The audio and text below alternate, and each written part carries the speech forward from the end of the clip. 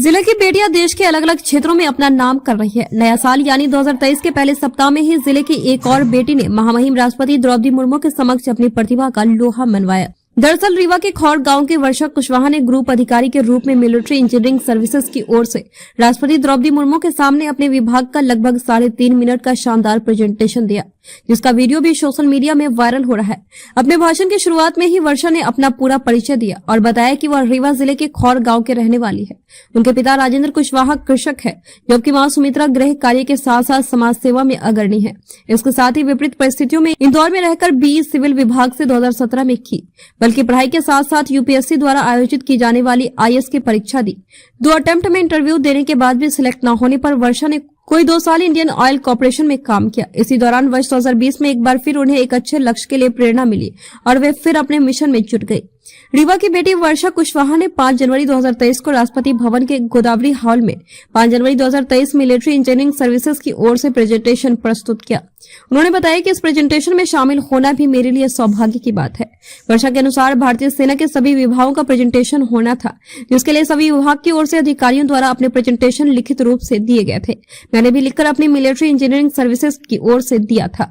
यह मेरा व रीवा का सौभाग्य है कि मुझे अपने विभाग की ओर से लगभग 4 मिनट का प्रेजेंटेशन देने का मौका मिला था। एमईएस ने सिलेक्शन के दिन को बताया यादगार। वर्षा ने अपने प्रेजेंटेशन के दौरान अपने माता पिता के साथ साथ अपने दादाजी को भी याद किया और बताया कि मेरे परिवार वालों ने लड़का लड़की में भेद न करते हुए मेरा सपोर्ट किया, जिसकी बदौलत आज मैं इस स्थान पे पहुंची हूं।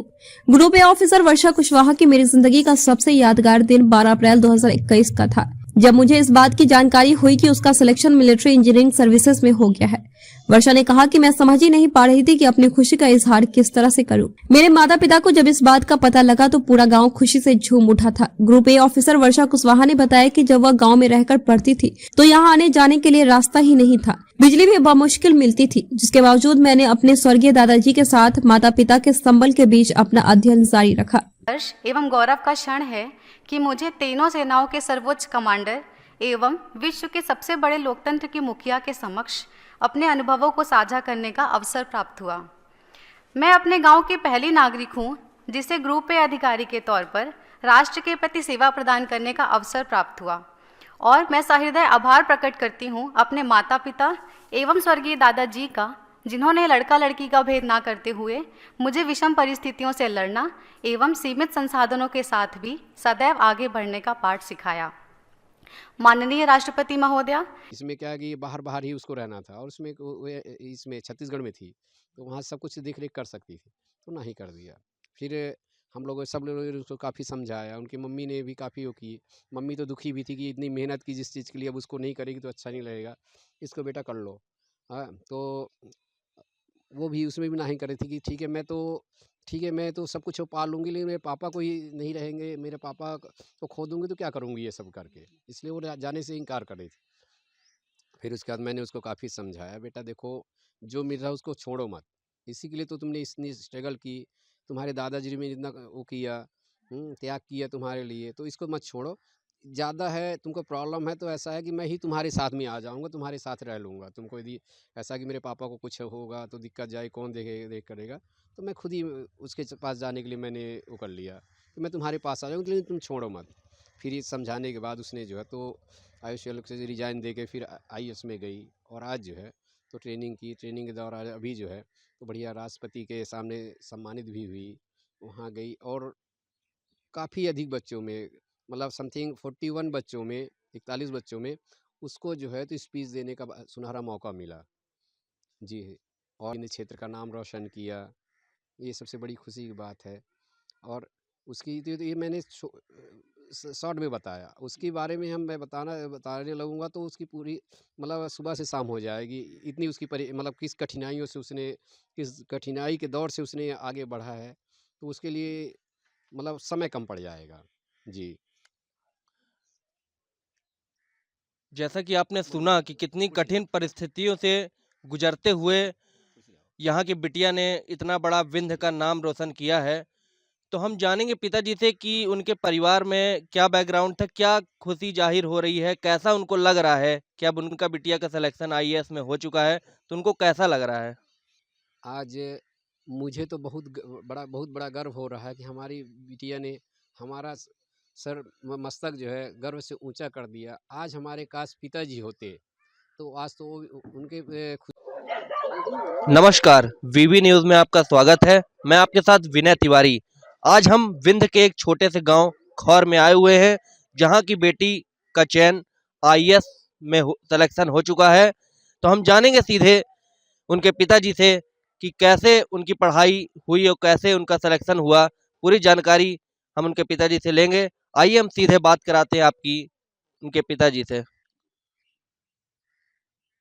नमस्कार, वीबी न्यूज़ में आपका स्वागत है।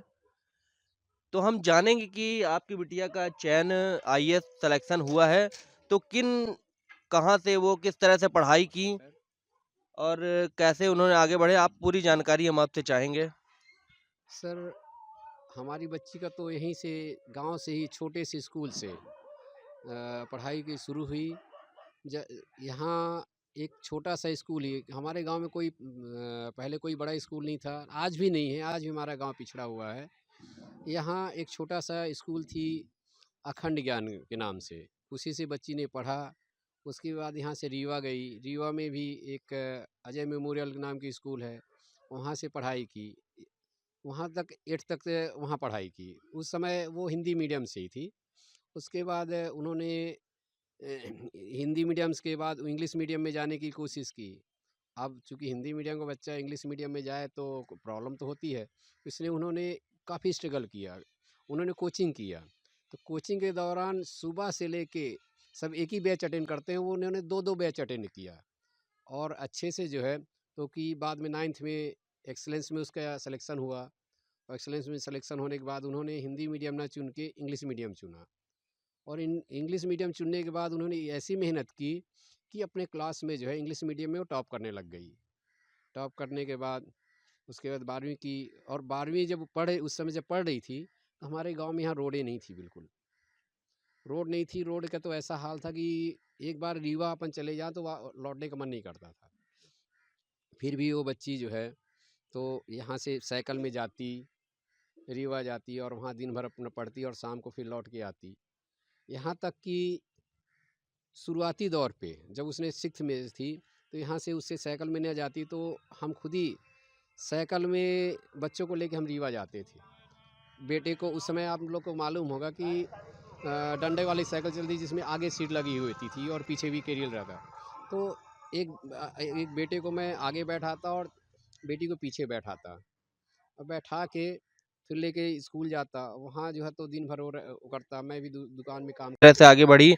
आज आईएएस में सिलेक्शन हो गया है उनके बिटिया का, तो क्या खुशी जाहिर करना चाहती हैं, क्या वो अपने से बताना चाहती हैं? हम आइए सीधे उनके माताजी से आपकी बात करवाते हैं। सबसे पहले तो मैं अपने विंध्य क्षेत्र के लिए बहुत बहुत धन्यवाद देती हूँ, जो कि हमारा विंध्य क्षेत्र ने ऐसी बिटिया को पाया है ना। इसके लिए बहुत बहुत बधाई है सभी हमारे विंध्यवासियों के लिए। आज हमारा विंध्य क्षेत्र इतना गौरवान्वित है, इतना खुश है कि लगता है कि आज हमारे ऊपर कहाँ की खुशी मतलब आ गई है ना। और हमने उसकी परवरिश में कोई वो नहीं किया, हमने खेतों में काम किया, कपड़े सिल के उसकी परवरिश किए है ना। उसके दादाजी थे, उनका बहुत बड़ा सपना था, उनका सपना था कि हमारी बिटिया एक बहुत बड़ी ऑफिसर बने, और आज वो नहीं रह गए। ओके, कोई नहीं, ये खुशी हो रहे हैं, ये खुशी के आंसू देखने को मिल रहे हैं कि इतने बड़े आईएएस सिलेक्शन हुआ है। इतनी मेहनत, इतनी कठिन परिस्थितियों के बाद भी हमारी बिटिया विंध्य का नाम रोशन की है। वो यहाँ इनकी बस बिटिया नहीं, पूरे विंध्य की बिटिया है। और आज माता पिता को, पूरे परिवार को एक गर्व है कि शुरू से इतने मेहनत, इतने कठिन परिश्रम से, कि बता रहे हैं कि सड़कें नहीं होती थी, साइकिल में आगे बैठा के जाती थी पढ़ने, ट्यूशन जाती थी, एक्स्ट्रा क्लास लेती थी, इतनी मेहनत करके वो आगे बढ़ी हैं। पूरा विंध्य का पूरा नाम रोशन किए हैं वो। तो हम आपकी पिताजी और माताजी दोनों से बात करवाए हैं।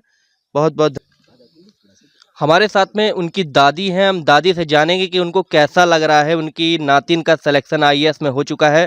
तो आइए हम सीधे उनकी दादी से बात कराते हैं आपकी। दादी, आपको कैसा लग रहा है? नातिन का सिलेक्शन हो गया है आईएएस में, तो अपना कैसे लग रहा है? नातिन का सिलेक्शन हो गया है, अपना कैसा लग रहा है? अच्छा लगा था।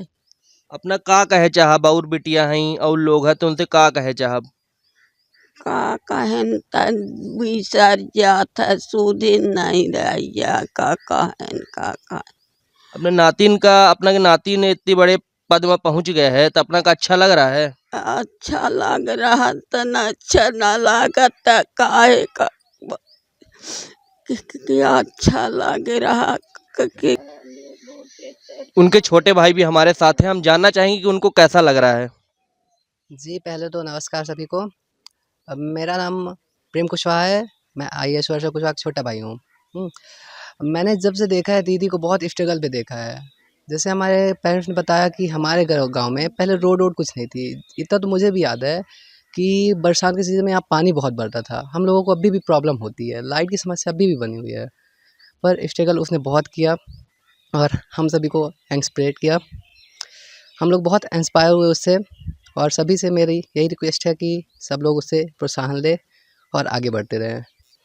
आपके घर खौर गांव में बिटिया का सिलेक्शन हुआ आपके बगल में, तो आप क्या कहना चाहेंगे उस बिटिया के बहुत लिए? अच्छा है, बहुत अच्छी बात है। हमारा गर्व है कि हमारे गांव में हमारी बेटी अच्छा पद पाई। बहुत अच्छा हुआ कि हमारी बेटी आगे बढ़ी। आप लोग सबके कृपा से बहुत अच्छी है, बहुत अच्छा है। आगे बढ़े, तरक्की करें, बहुत अच्छा है। इससे बढ़े और क्या काम हो सकता है।